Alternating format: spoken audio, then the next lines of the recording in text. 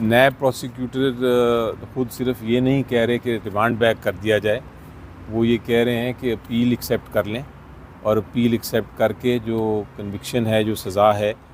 उसको ख़त्म कर दें। अब पोजीशन ये है कि उनको नज़र आ रहा है कि केस में कितनी कमज़ोरी है उनके केस में, क्योंकि पहली बात तो ये है कि जो हक़ था इमरान खान साहब और बुशरा बीबी का कि वो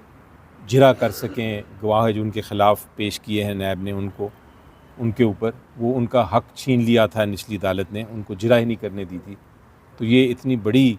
मिस ट्रायल है, इतनी बड़ी आइन की ख़िलाफ़ वर्जी है, कानून की ख़िलाफ़ वर्जी है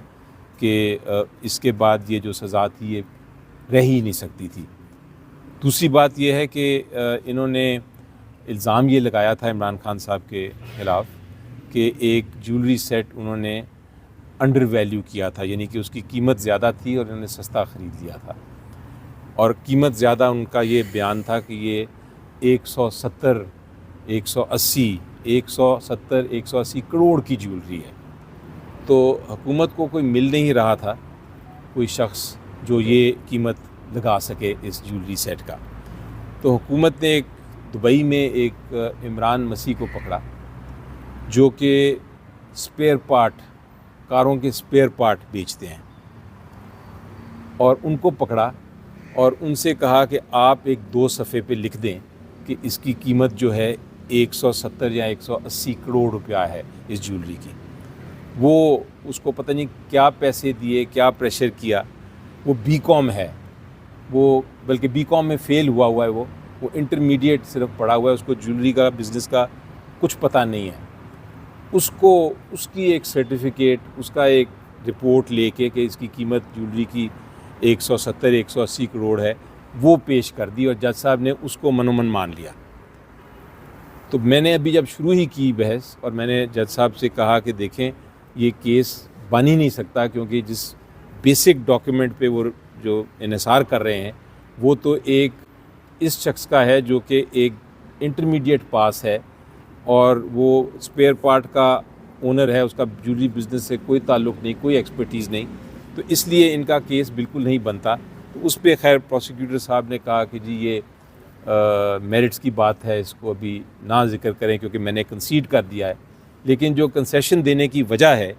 जो कह रहे हैं कि इसको बेशक आप सेटिसाइड कर दें और अपील मान लें, उसकी बेसिक बुनियादी वजह ये है कि जो शहादत पेश की थी नैब ने वो बिल्कुल बोगस शहादत थी, वो फैब्रिकेटेड शहादत थी, वो उन्होंने फ्रॉड के ज़रिए शहादत पेश की थी और जो जज साहब ने नीचे मानी। इसलिए मेरी नज़र में हमेशा कहता था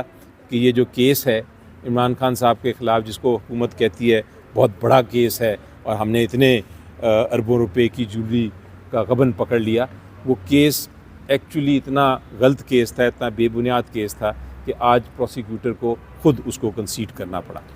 आई थिंक अब अली साहब आपको बताएंगे। जी, फिर अली साहब से एहतजाज के हवाले से पूछेंगे। कहीं नैब ये तो नहीं चाह रही कि दोबारा तैयारी से ये केस किया जाए, इस बार ये केस दबा के दोबारा तैयारी से नया बनाया जाए केस? कि देखें, एक बार केस ख़त्म हो जाता है, उसके बाद वो क्या करते हैं या क्या नहीं करते वो अलग बात है। लेकिन हमारा तो मकसद ये है कि जो हम हमेशा कहते आए हैं कि ज़्यादती हो रही है, एक फ़्रॉड केस बनाया गया है, फ़्रॉड केस है और इसमें सज़ा भी फ़्रॉड के तरीके से दी गई है। जो निचले जज साहब थे वो प्रेशर के ज़रिए उन्होंने आके, ब्लड प्रेशर भी हो गया उनको, इतना प्रेशर था उनके ऊपर, उन्होंने ये केस जो है वो फ़ैसला किया। तो हमारा ये मौक़िफ़ जो है वो कौम के सामने हम सुरखरू हो जाएंगे। सर, अगर तोशाखाना केस जो 1 है ये उड़ता है तो तोशाखाना 2 की क्या हैसियत रह जाएगी? तोशाखाना 2 की भी बिल्कुल यही केस बनाया हुआ है उन्होंने, सिर्फ गिफ्ट को मुख्तलिफ कर दिया। तो वो भी फिर इसी तरह बेबुनियाद केस है और उसमें इमरान खान साहब की जो बेल पेंडिंग है वो, उसमें इमरान खान साहब को फिर बेल के बाहर आना चाहिए और वही केस एक रह गया है जिसमें बेल ने कंफर्म होना है। एक बार वो बेल कंफर्म हो जाती है तो इमरान खान साहब बाहर आ जाएंगे। आज सर बरियत थी, उसके हवाले से कहा जा रहा था कि शायद फ़ैसला बरियत का आएगा, लेकिन एंड टाइम पे फ़ैसला तब्दील हुआ या वाकई फ़ैसला ये आना था? क्योंकि टाइम भी पिछली बार भी सुनाना था, फ़ैसला नहीं सुनाया गया। इस बार दिन को ये कहा जा रहा था, सुबह के टाइम के खबरें भी चली कि बरियत हो गई है, लेकिन उसके बाद जब फ़ैसला आया तो पता चला कि मुस्तरद हो गई है। देखिए जी, नीचे अदालत से हमें कोई एक्सपेक्टेशन नहीं है, कोई उम्मीद नहीं है कि वहाँ हमें इंसाफ मिलेगा। आपने साइफ़र केस देखा था, आपने ये तोशाखाना केस देखा था, आपने निकाह का, इद्दत का केस देखा था, उन सब में निचली अदालतों ने क्या किया, उन्होंने बस गलत मलत फ़ैसला कर दिया क्योंकि उनके ऊपर दबाव था, प्रेशर था, उनको फ़ैसला करना ही था। इसलिए हमें नीचे से इंसाफ मिलने की कोई उम्मीद नहीं है, ना थी ना होगी। हमें इंशाल्लाह यहाँ सुप्रीम कोर्ट और हाई कोर्ट जहाँ हम खड़े हैं, यहाँ से इंसाफ मिलने की हमें उम्मीद है। जी अली मोहम्मद खान साहब बताइएगा। मैं इस पर ज़रा एक दो बातें करना चाहूँगा। बिस्मिल्लाहिर्रहमानिर्रहीम, अल्लाहुम्मा सल्ली अला मोहम्मद व अला आलि मोहम्मद। आप सबका बहुत शुक्रिया, हमारे दोस्त जो यहाँ आप खड़े हैं, ख़ासकर अली ज़फ़र साहब का और हमारे जितने और सीनियर वकला, इमरान ख़ान साहब का ये जो केस, मुख्तलिफ़ केसेस पिछले साल डेढ़ साल में जो लड़े हैं, अली ज़फ़र साहब हैं, सलमान राजा साहब हैं या सलमान सफदर साहब, और उनके साथ और जो हमारे लीड काउंसल्स हैं उस्मान साहब हैं। देखिए आज बतौर वकील, देखिए बतौर सियासी कारकुन तो मेरे लिए बड़ा खुशी का दिन है कि इमरान ख़ान साहब का ये जो केस है, ये इसको आप ऐसे समझे कि रियासत ने ये मान लिया है कि उन्होंने जुल्म किया है। आज केस टेक्निकली उड़ गया है। आम आवाम के समझने के लिए है कि जब हमारे मोहतरम सीनियर वकील जनाब अली ज़फ़र साहब ने मोहतरम चीफ जस्टिस साहब और मियाँ गुल साहब के सामने जब ये नुक्ता रखा कि रात के अंधेरे में रात के 11:30 बजे तक ये ट्रायल चलाया गया और जो हुकूमती गवाह थे नैब के, उन पे जनाब इमरान ख़ान साहब या उनके वकला, ज़ाहिर है ख़ान साहब ने ख़ुद तो नहीं करना था, उनके वकला को उनको क्रॉस एग्जामिनेशन का मौका तक ना दिया गया, जिसको आज हुकूमती वकील ने कंसीड किया कि हाँ ये जुल्म हुआ है, ये ज़ाब्ते की खिलाफ वर्जी हुई है, ये कानून का, ये अब मेरे अल्फाज हैं कि ये कानून का कत्ल हुआ है। ये तो किसी एक साइकिल चोर का भी केस हो ना, कोई साइकिल चोर का केस हो, कोई जेब कतरे का केस हो, उसको भी इतने राइट्स मिलते हैं कि उसका वकील इस्तिगासा पे क्रॉस एग्जामिनेशन कर सके। मुल्क का साबिक वज़ीर आज़म जो उम्मत मुस्लिमा का सबसे बड़ा लीडर है, उसको रात के 11:30 बजे 12 बजे सख्त सर्दियों में आप सजाएं दे रहे हैं, आपको शर्म आनी चाहिए। तो आज जो हुआ है, आज इखलाकी जीत हुई है, आज हमारी एक विक्ट्री हुई है।